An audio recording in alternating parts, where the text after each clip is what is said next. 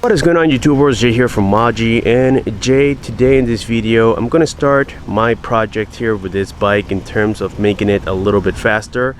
I already went ahead and replaced the front tire. I got the thick and slick from WTB. Not that it won't make it faster, but these are better, grippier tires, and they have the flat guard protection as well, so they are better for higher speeds.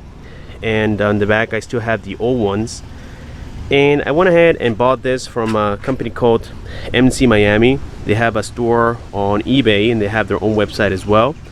So this is a 46T sprocket, and for those of you who don't know what 46T means, is that the teeth count has been reduced from 50T. So the bigger the sprocket on the back, you're gonna get better acceleration, better takeoff, regardless of the weight pretty much, but you're gonna get less top end speed. And what I'm trying to achieve here is better top end speed.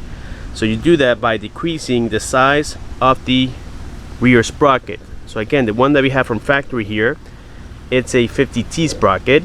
It is made of very nice quality actually. This one is a little bit thicker than the one that I got from MC Miami, but both of them will do the job.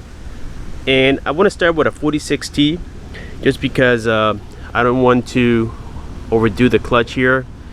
You know, it'll be heavier for it to pull it. You might have to pedal a little bit more, but we're gonna start here by removing the rear tire, which is simple.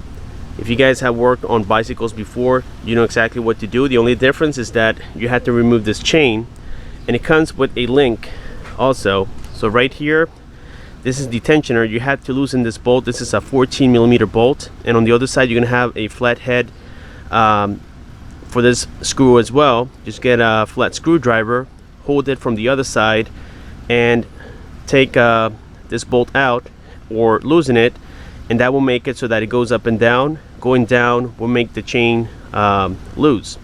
So it has a link somewhere around here. I'm going to try to find it. Actually, it is easier to look at from the other side. They put it right there. I don't know if you guys can see that, but the link is right there. I can see the clip. Just remove that clip and the whole chain comes out. So now, after getting that tensioner loosened, as you guys can tell, it goes up and down freely. I was able to remove the 415H by removing the master link, and now we're going to loose these bolts. These are number 5 once again, and here we have the Allen key. Not too much, just so that there's a little bit of play.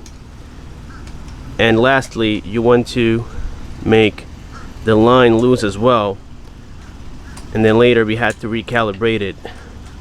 This is so that it comes out very easily. Now get that 10mm wrench and remove the nut securing the tensioner screw, like so. And now actually we can just, with our hands, loosen up the bolt itself to release the pressure of the tensioner. That way when you take out the 15mm bolt, the whole thing comes out easily. Do the same thing on the opposite side. This side is a little bit tighter in terms of getting it loose with your hands, so grab your number 5 Allen wrench and get it loose as well, like so. Now we take out the 15mm bolt. Not so hard. Once you get it loose, do it with your hands. You have to take him out completely so that you can take out that tensioner, like so. I'm doing both sides at the same time, but it's pretty much the same for both sides. There we go.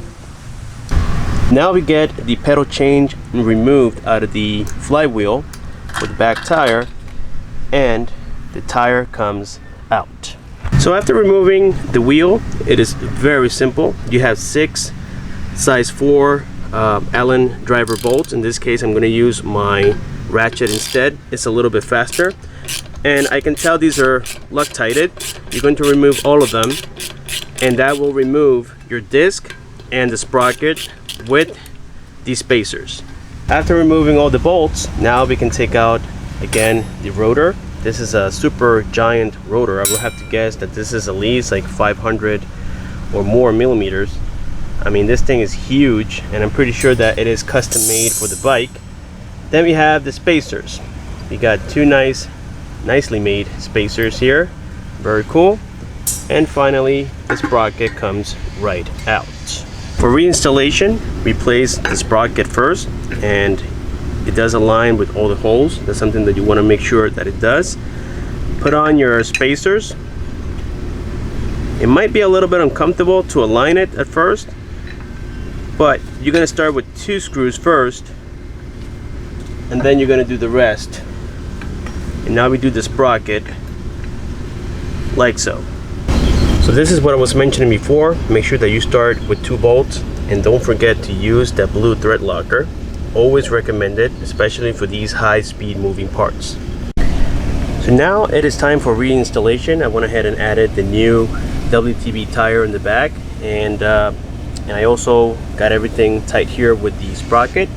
So we're gonna start with the flywheel on the back. Just insert the chain like so, and you're going to stretch it a little bit and put on the hub first.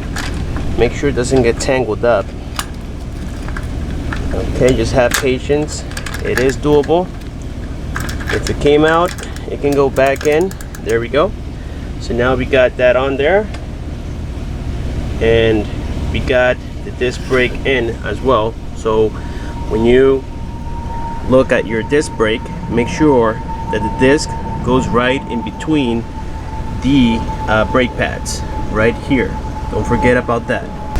Now reinstall the tensioners just the same way we took them out. There's going to be well, first of all, you install the tensioner, then goes the washer, then goes the nut, and we can start aligning the pedal chain. And I will also be upgrading the motor chain here that goes to the back sprocket with a 415H, and it is the golden color. I use it with a lot of my bikes and I never had any issues with them. So we're going to be doing the same here with the Phatmoto. So far everything is looking great. So right about now our installation is almost complete. I had to cut 8 links. I bought the 415H from Amazon. The link has been provided below, and I cut about 8 links total. They are right here in order to get it to fit. At first I cut 7, and then I had an extra one here that I had to cut in order to get the proper tension here with this little wheel tensioner. And now everything is great. I realigned the brakes, and the way I do it is that I manually engage it before tightening the bolts sustaining it. I go like this, I hand tighten it, and then I get these tight, and then finally I adjust the wire until I get the proper comfort here with the lever. So now all we got to do is finalize it by tightening the 15mm bolts and getting the nut tight as well in the back here for the tension. The sprocket fitted very nicely. As a matter of fact, I would say that it does align better with the jack shaft. You can see that is perfectly straight. The other one being a little bit thicker, which is the one that we have here, this one made it move more towards the left on the back, and it wasn't perfectly aligned. Now it is. The pedal chain have also been aligned properly, so this works absolutely perfect. And of course we are about to do a speed test once I get everything tight on here.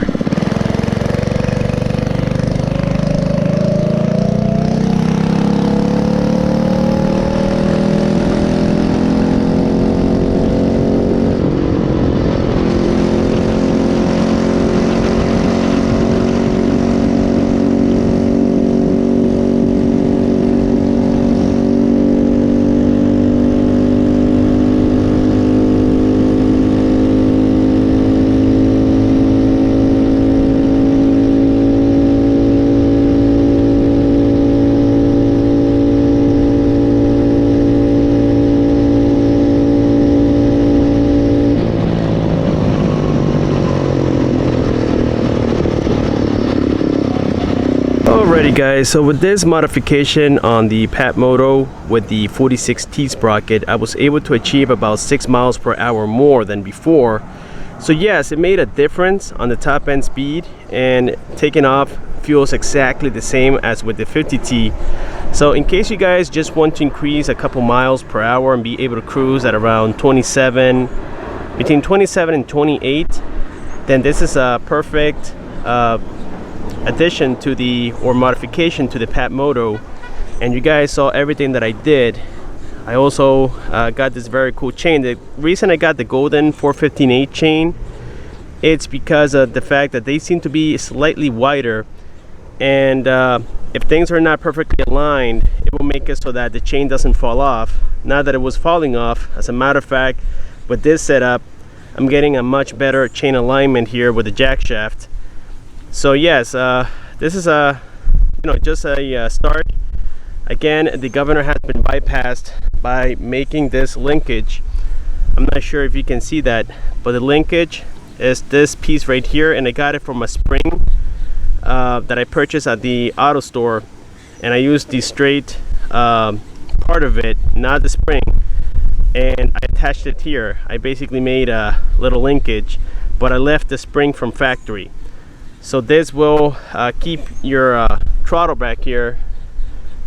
It's going to keep it open without the governor kicking it back. So again, on the jack shaft, make sure that you guys add a lot of loctite. These tend to come loose sometimes. I also drilled here the filter. Not that it makes a big difference, but I drilled it just so that it gets more air. And so far I'm happy with the improvement. I mean, out of the box, I've seen them to where they go 70 miles an hour max, and we have gone all the way up to 35 miles an hour. And these tires are very grippy as well. I would recommend them if you guys are going to do a lot of street ride, like bicycle lanes and whatnot. I plan to get a different seat soon. So again, let me know down below what you guys think. Thank you so much for watching, and I'll see you on my next one.